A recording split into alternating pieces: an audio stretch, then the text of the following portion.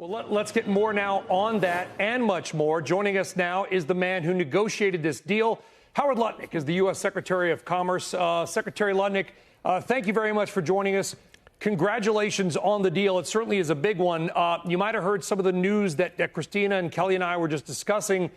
As part of this deal, have you gotten commitments from Taiwan Semiconductor, the company, that they will expand that already expanding facility that you and I sat down in 6 months ago?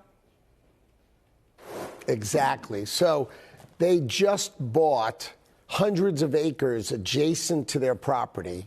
Now, I'm going to let them go through it with their board and give them time. But of the $250 billion of commitment that is directly from companies, so basically there's two commitments from Taiwan.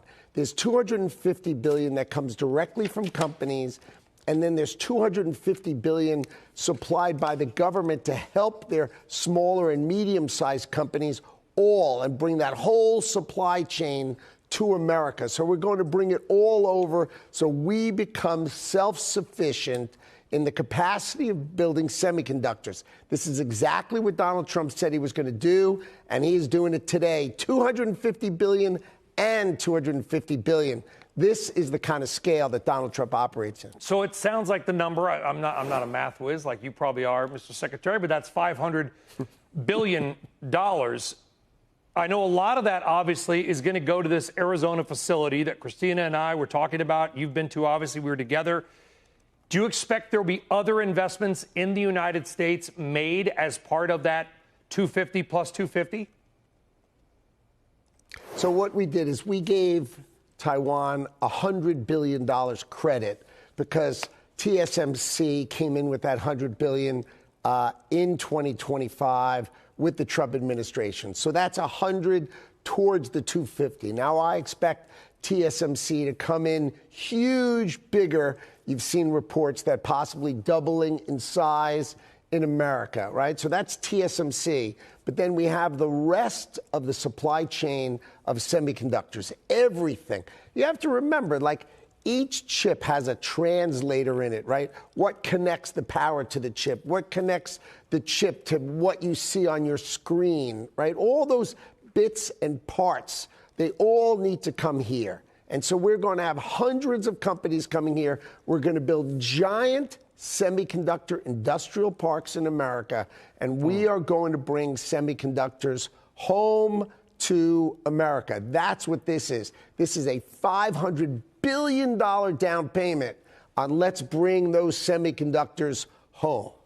So let's talk about what Taiwan gets. So we're getting this investment. We're getting a commitment from not only Taiwan Semi and their companies, but to your point, the Taiwanese government itself. So both are making agreements. It sounds like what they're getting is a reduction of that reciprocal tariff rate, 20% to 15%. In some cases, if it's an aircraft part, if it's certain generic drugs, that goes to zero. Is that the win that Taiwan will get and want to promote in their nation, and we get the investment in semiconductors? And to your point, Mr. Secretary, this expected build out, not just in Arizona, but across the country.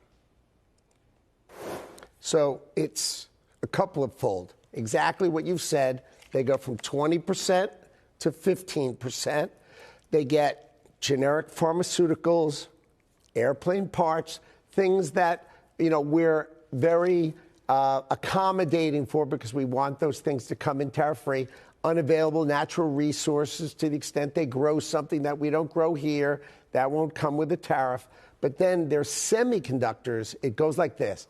If they commit to build in America, they can bring in their semiconductors during the time that they're building in America without a tariff. That is special for them, right? They can build here. If we, at the Department of Commerce, if we approve their plan, they can then bring in semiconductors of 2.5 times that amount. So if they build 1 million, let's say, wafers, they can bring in 2.5 million wafers while they're building in America. So the objective is to bring 40% of Taiwan's entire supply chain and production to domestically bring it into America. And here's the goal: during President Trump's term. This is fire right now. This is it. We're going to break ground. We're going to be building here. These people have committed to try to build this full infrastructure and do it now in America. So that's what they get. If they don't build in America, the tariff's likely to be 100%.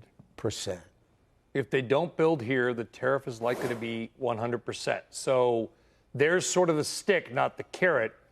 In the room, the negotiations, which you literally just left, Mr. Secretary, is there any acknowledgement or discussion by Taiwan? I'm sure it's come up on our end, but on their end, because the country across the sea, we'll call them Chinese Taipei, of security issues that they recognize it's helpful for everybody to have a less concentrated semiconductor industry in their nation, given some of the aggressive tactics we have seen around China? Exactly. Look, they need to keep our president happy, right? Because our president is the key to protecting their country. So they need to make him happy. So if you say, why would they do this? What? I mean, that is a gigantic commitment to onshoring in America. And the answer is because Donald Trump is vital to protecting them. And so they want to keep our president happy, right? They want to keep the relationship between our two countries very positive. And this commitment to bring it onshore. We need semiconductors for our national security. We need them built in America. We can't rely on a country that's 9,000 miles away from us to deliver us these kind of fundamental national security products. So we're bringing it here. This is what Donald Trump promised, and this is exactly what we're focused on delivering. Mr. Secretary, it's Kelly here. I appreciate, if you don't mind, I jump in. I can't help but think while you announce this, what China must be thinking, not just with this Taiwan announcement, but also the 25% tariff on any country that's doing business with Iran, the way in which the Venezuela oil supply, perhaps that they had been counting on as repayment for loans, is now being rerouted. In other words, if they interpret this as a bold move against them, what would you say about that? Is that part of the intention, and what are we prepared for in response?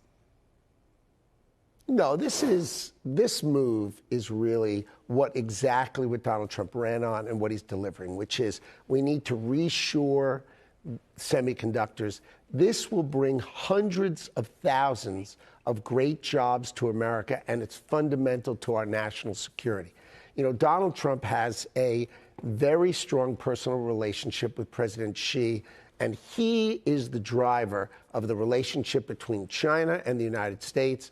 It's in Donald Trump's hands. Right. He knows how to play his hand, the best of anybody in the world. So this is just fundamental to America. Understood. We need to make our own chips. Should we still anticipate then, or as this is all taking place, that there's still a meeting between the two leaders, in which we understand the president doesn't want to turn the temperature up maybe too high before that meeting. Maybe that's a chance to turn the temperature back down. Yeah, so my understanding so far is that the president's planning to go to China in the month of April. That's been discussed broadly. And I think that's still on, and we're very excited about the prospects of the two leaders meeting and talking. They have an excellent relationship. They talk on the phone. They make sure they understand each other and that the outcomes are the best. Obviously, Donald Trump is focused on the best outcomes for the United States. That's why he makes each chess move that he makes is well considered, and it's been very impressive. I mean, look at our economy. I think we're going to grow over 5% in the first quarter of 2026. I mean, Donald Trump is delivering for the American people. He's delivering growth. He's delivering jobs. We're delivering exactly what he promised. And that's what's so fun about being part of his administration. You think we'll get 5% growth? I mean, you're a former bond trader. You ran a bond investment company. 5% growth, that's a pretty big number, Mr. Secretary. So if you think about it, for all those years, everybody always said the world grows like just below 2%, and the U.S. grows just above 2%. And we were sort of in that, this sort of boring world. Well, Donald Trump said, America is the greatest economy on earth, $30 trillion economy. And if we stop exporting all the power and letting everybody else sell to us while we can't sell to them, then that exports our economy and picks up the rest of the world. We need to make America great. And what's he doing? He's cutting imports, expanding exports, and my prediction, over 5% in the first quarter of 2026 for the greatest economy in the world, having the greatest growth in the world, and you only get that by putting Donald Trump in the Oval Office. Mr. Secretary, one problem on the market's mind that we're hearing about lately is the fact that it might be too strong. In other words, I don't know if you've seen this, JP Morgan is now calling for no more rate cuts this year and think we should get a rate hike next year. And Larry Lindsey, who I'm sure you're familiar with, has actually said the same thing, that Fed policy is a little accommodative right now. So, look, I don't know if we're ready for a moment in which the Fed chair might have to stand up and tell the president and the public, hey, things are going so well that we might have to hike rates at a time that the president's obviously been pushing quite hard on them to do the opposite. So this is what the president talks about. He talks about if inflation is below 3%, right? It's running 2.7%, and we're growing. Why do rates have to be high? Why is this that if we're winning, the Fed should make us losers? And if we're losing, then the Fed should be winner. That's, you know what that is? That's the definition of mediocrity. Donald Trump is here to make America great, and America can be great. Housing requires lower interest rates. You want to make things affordable? Bring interest rates down. So I think the economy can grow at low inflation, right? Our productivity is flying off the shelves. Americans are more productive now, more valuable than ever before. They are. And therefore, we're not seeing inflation, so we can have lower rates and we can have growth. I think we can have both. And with both, America will be the best, most amazing economy ever. We will include all Americans. It will be We're quibbling over basis points here, like Donald Trump says. I think JP Morgan said 3.1 on core PCE. So I hear what you're saying. He says if it's below 3%, we can cut rates, and maybe they're saying 3.1% and we can't. We're close. We're close to that area where I think everyone agrees maybe 3% is still too high. Well, everybody forgets about the fact that the Fed is running down their balance sheet. So they're tightening, right? Every month, the Fed doesn't buy bonds that they used to buy and sucks that money out of the economy. The Fed is by running off their balance sheet, is tightening. They've got plenty of room to cut rates. They've got the room to cut rates, and that's what Donald Trump talks about. Don't make it so when we're winning, the Fed thinks you got to be a loser. That's just not true. Donald Trump understands if there's not inflation, the greatest economy in the world, doesn't have to have the highest interest rates in the world. It's ridiculous that we're in the 4s and everyone else in the world is in the 2s. Do you have a preference on who the next chair of the Federal Reserve will be, Mr. Secretary? My favorite part of this job is in the hands of Donald Trump. He's got great choices in front of him. I'm sure he's going to make the right choice. He gets my advice, but he's going to make the call. I want to ask you just quickly again about Iran, because China is such a huge... Listen, markets are up today, by the way. Small caps up 1.5%. The S&P's up again. New record highs for small and mid caps. The markets just keep ripping. I'd love to get your take on anything with the markets or bonds, but also just to be clear, are you worried that this deal at all or the potential tariff on Iran is going to disrupt those China trade talks? No. See, here's how the world looks at it. When America is shining, when the light of America is shining, the world's stock markets rally, right? All the experts said, if you put all these tariffs on the rest of the world, their stock market's going to be in trouble. They're all up. All of them are up because they know when the shining light of America is bright and powerful, the world wins. Donald Trump is making sure America wins, and we're lifting the rest of the world with us. Go look at the rest of the world's stock markets. We're hitting new highs, and so is the rest of the world. Donald Trump is driving the right outcomes for this world, and we're doing the things that he wants to do. He promised we'd reshore semiconductors. We have to reshore semiconductors. This is fundamental to where America goes, and I'm excited to be a part of it. Last question. 10-year yield, 4.15. Again, going back to your bond. Listen, Mr. Secretary, we interviewed a ton when you were the bond guy. Now you're the Commerce Secretary. Put on your bond hat. Where should a mortgage be right now if you were in charge? So mortgages, I mean, think about it. Mortgages just dropped below 6%, right? And the housing market had the best refi week in decades, and it had the most people visiting houses in decades when interest rates of mortgages dropped below 6%. Donald Trump said, let's go buy mortgages, drop the rate below 6%, and you immediately got demand. I think rates in the United States of America are coming down. They should be lower.